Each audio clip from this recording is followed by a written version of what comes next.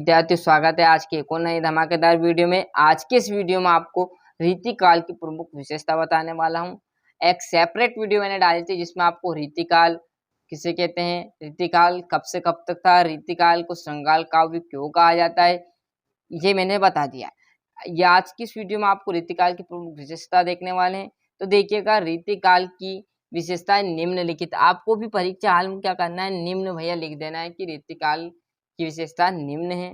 Number 1 श्रृंगार वर्ण, है ना, इसके अंदर भी कुछ लिखेंगे। तो देखिएगा, श्रृंगार वर्ण में रीतिकाल में श्रृंगार रस के संयोग एवं वियोग, आपने देखा होगा सबसे पहले आपका आएगा श्रृंगार रस।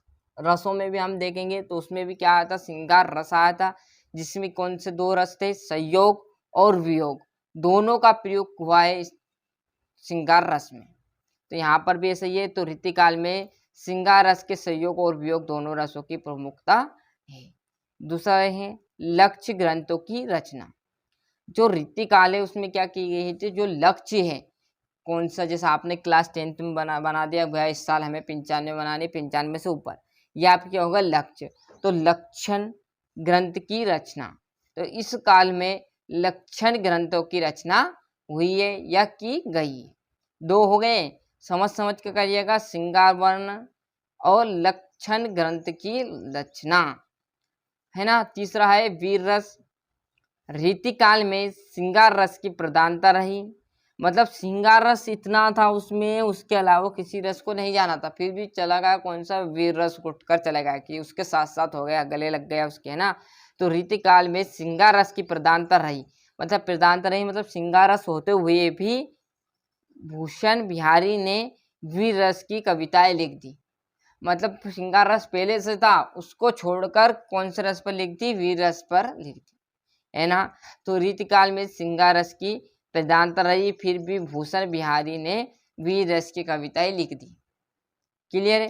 3 हो गया हमारा, 5 बताऊंगा, 3 हो गया और 2 आपको इस पेज पर मिल जाएंगे। देखिएगा, चौथा है कलानात्मकता। क्लियर है। तो इस काल में काव्य में कला पक्ष पर विशेष बल दिया गया, इसलिए इस काल को कौन सा नाम दे दिया, कलानात्मकता का।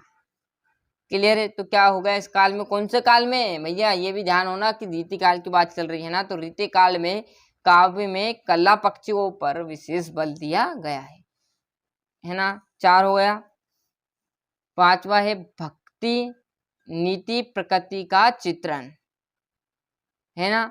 तो क्या है, इस कविता में भक्ति भावना, नीति पूरक उपदेश और प्रकृति के विविध रूपों का चित्रण हुआ है। मतलब जो आपका लास्ट काल है भक्ति नीति प्रकृति काल, मतलब जो भक्ति है उसकी प्रकृति है, प्रकृति का वर्णन है ना।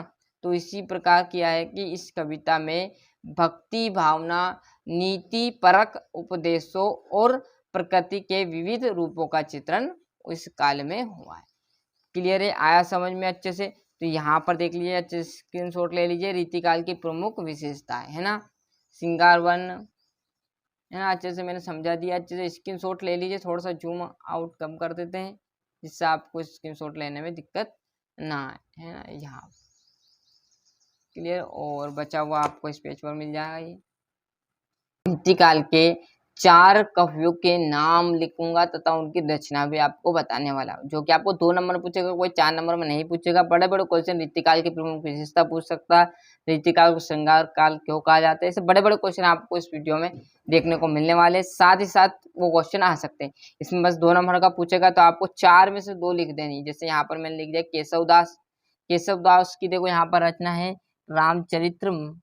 रामचंद्रिका और कवि पेरिया। क्लियर, 2 लिख दी है, आपको एक ही लिखना बस, रचना भी, है ना, ज्यादा डिटेल में नहीं जाना 2 नंबर के लिए। बिहारी है तो इनकी क्या है, बिहारी सतसई की जो रचना है इनकी है, बिहारी जी की। घनानंद जो कि आपका सुजान सागर, और एक और है विरह लीला, क्या है, विरह लीला। 3 हो गया। चौथा है पगहकार, तो आपका आ जाएगा गंगा लहरी और जगत विनोद। क्लियर है। तो यहाँ से अच्छे से स्क्रीनशॉट ले लीजिए इनका। ये रीतिकाल के प्रमुख 4 कवियों के नाम है। 4 तो नहीं पूछेगा, 2 नंबर में आपसे पूछ सकता है ना, बाकी लीले लिस्ट है। वहाँ पर जाइएगा, सारी चीज़ें आपको मिल जाएगी। साथ ही साथ में यदि चैनलों की प्ले लिस्ट में नहीं जाओगे तो डिस्क्रिप्शन लिंक पड़ी होगी, वहाँ से आप इन बाकी अदर जो सब्जेक्ट है इनके क्वेश्चन भी आप देख सकते हो। मिलते हैं इसके अगले वीडियो में। अभी तक